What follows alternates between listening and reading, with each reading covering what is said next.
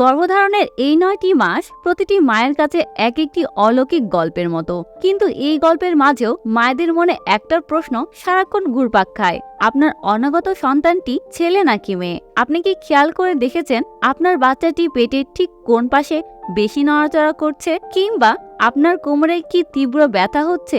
বড়রা বলেন ছেলে বাচ্চা পেটে থাকলে নাকি পেটের ধারণাটাই আলাদা হয়। আজ আমরা বিজ্ঞান এবং প্রচলিত অভিজ্ঞতার আলোকে জানব ছেলে বাচ্চা পেটের কোথায় নড়াচড়া করে এবং মায়ের শরীরে কেমন ব্যথা অনুভব হয়। তাই ভিডিওটি না টেনে সম্পূর্ণ দেখতে থাকুন, কারণ আজকের ভিডিওটি আপনার অনেক অজানা দুশ্চিন্তা দূর করে দেবে। ভিউয়ার্স, আমি আছি মা ও শিশুর যত্ন চ্যানেল থেকে। মা ও শিশুর স্বাস্থ্য সংক্রান্ত বিভিন্ন তথ্য জানতে আমাদের চ্যানেলটি সাবস্ক্রাইব করে আমাদের পাশেই থাকুন। ছেলে বাচ্চা পেটের কোথায় নড়াচড়া করে? সাধারণত 18 থেকে 24 সপ্তাহের মধ্যে মায়েরা বাচ্চার নড়াচড়া বুঝতে পারেন। আমাদের সমাজে একটি প্রচলিত ধারণা আছে যে ছেলে সন্তান হলে সে সাধারণত পেটের ডান দিকে বেশি নড়াচড়া করে। বিজ্ঞান কি বলে?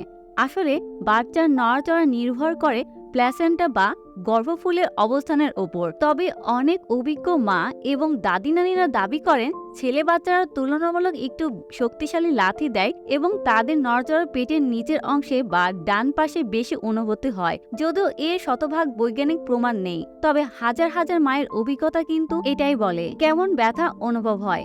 গর্ভাবস্থায় ব্যথা হওয়া খুব স্বাভাবিক, কিন্তু বলা হয় ছেলে সন্তান পেটে থাকলে ব্যথা কিছুটা নির্দিষ্ট ধরন দেখা দেয়, যেমন কোমর ও পিঠের ব্যথা।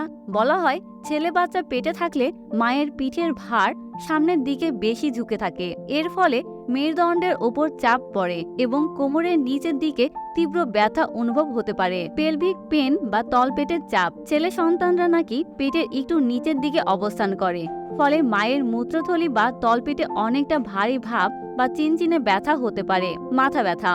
হরমোনের পরিবর্তনের কারণে ছেলে সন্তান প্রসবকারী মায়েদের ক্ষেত্রে ঘন ঘন মাথা ব্যথার প্রবণতা বেশি দেখা যায় বলে অনেকে মনে করেন। মা হওয়া পৃথিবীর সবচেয়ে বড় পাওয়া। আপনার পেটের ডান পাশে নড়ুক কিংবা বাম পাশে, সন্তানটি আপনারই কলিজার টুকরো। ছেলে হোক বা মেয়ে, সে যেন সুস্থভাবে পৃথিবীতে আসে, এটাই হোক আমাদের বড় প্রার্থনা।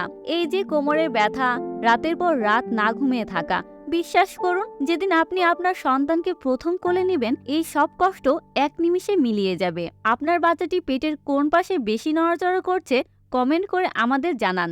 দেখি কতজন মায়ের অভিজ্ঞতার সাথে আজকের তথ্যগুলো মিলে যায়। ভিডিওটি ভালো লাগলে আমাদের মা ও শিশুর যত্ন চ্যানেলটি সাবস্ক্রাইব করুন এবং অন্য মায়েদের সাথে শেয়ার করে তাদের দুশ্চিন্তা দূর করতে সাহায্য করুন। ভালো থাকুন, সুস্থ থাকুন।